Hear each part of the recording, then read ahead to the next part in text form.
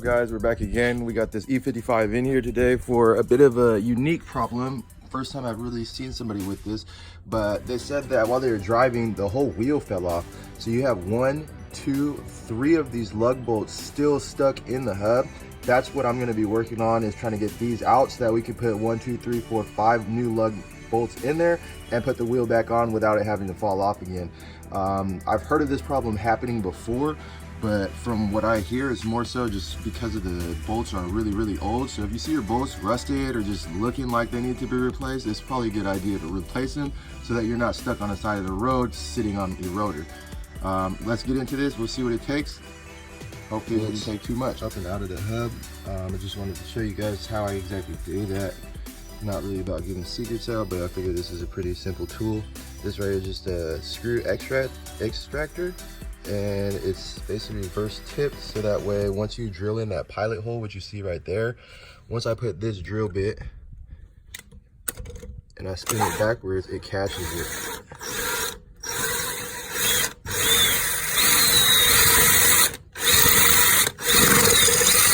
And it comes out just like that. So I'm gonna go ahead and do the same thing to that one, and then at that point we'll have all of them out. I'm thinking about taking the whole rotor off just to check the inside of the hub and make sure everything else is cool in there, but we'll get to that. So one thing I noticed in the beginning, but I'm gonna take this brake rotor off just to see why the set screw isn't in here.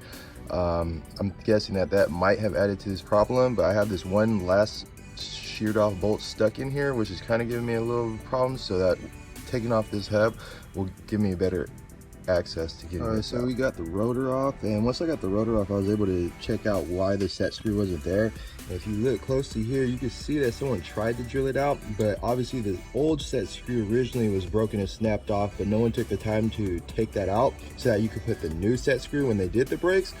So I'm guessing that ultimately is the reason that it just put too much stress on all these lug bolts and just sheared more than a few of them off. So I'm gonna go ahead and get to drilling and extracting this little bit of a screw out of here, so that way once I go ahead and put the rotor back on, we can put the set screw in there like it's supposed to be, put all fresh new lug nuts, put the wheel back on, and this car should be ready to go without having to worry about the wheel falling off ever again. Let's see how it goes. So I went ahead and drilled that out, was able to successfully get it out without messing up any of the threads.